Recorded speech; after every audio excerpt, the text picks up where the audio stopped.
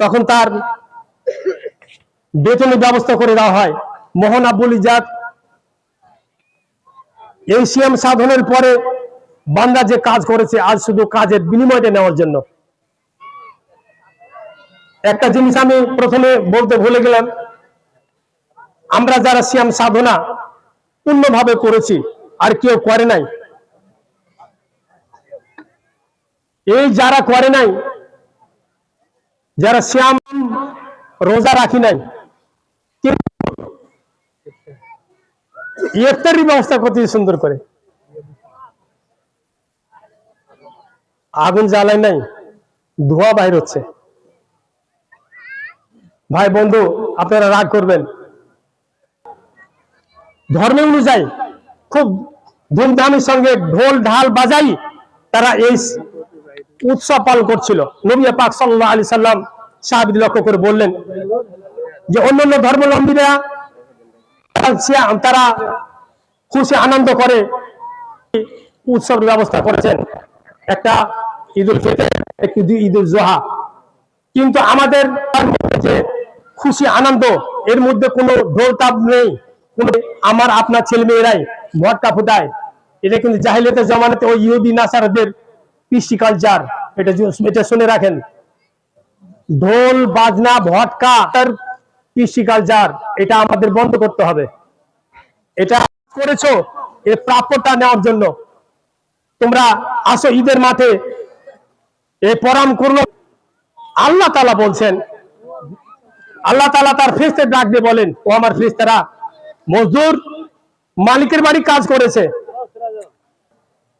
ফেরেশতাদেরকে লক্ষ্য করে বলেন, আমার জাতের কসম করে বলি, আমার ইজ্জতের কসম করে বলি, যারা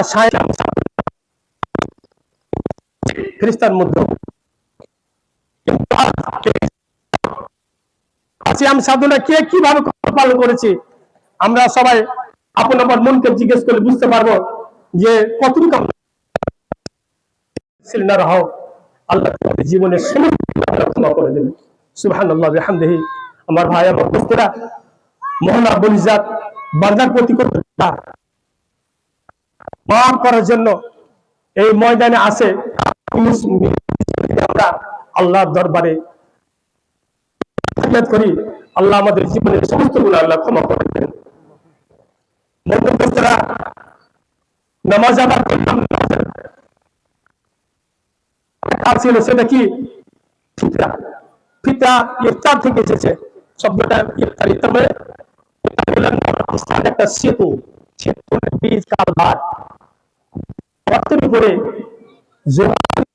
জন্য একটা কালভার্ট সেতু হয়, মানুষের উৎস এবং ব্যবধানকে দূর করার জন্য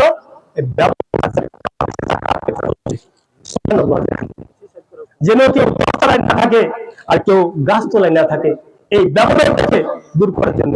কেউ 10 তলায় থাকবে আর নিচতলায় থেকে বাপ এত করেছে, চিঠি লিখতেছে, এত ভান্ডা, এত মাল ধন সম্পদ কোথায় রাখবো? হযরত উমর চিঠিতে বললেন, তোমার যে ধন ভান্ডার রয়েছে এই ধন ভান্ডার থেকে গরিবদের মধ্যে বিতরণ করে দাও। আবু উমর আব্দুল বললেন যে হ্যাঁ হুজুর, এটাও করা হয়েছে, যে তুমি একটা ব্যবস্থা করো, যারা বেকার যুবক আছে তাদের মধ্যে বন্টন করে দাও। সেটাও দেওয়া হয়েছে।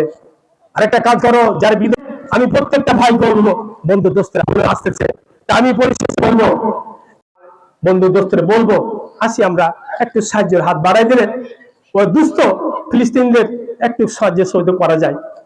তাই পরিশেষে আমি বলবো যে আসি,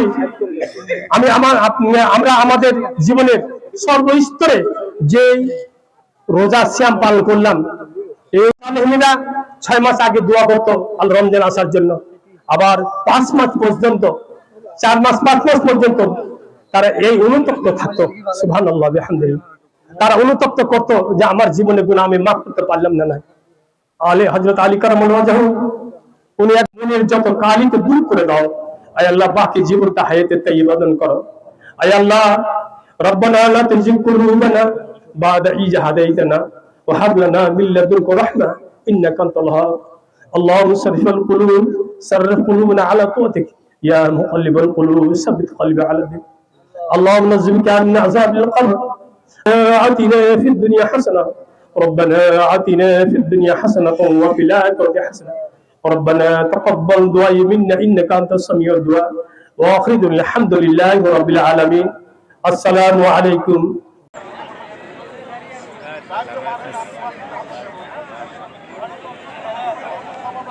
মাইকের এখানে চলে আসেন। ফিলিস্তিনিদের জন্য যারা সাহায্য সহযোগিতা করতে চান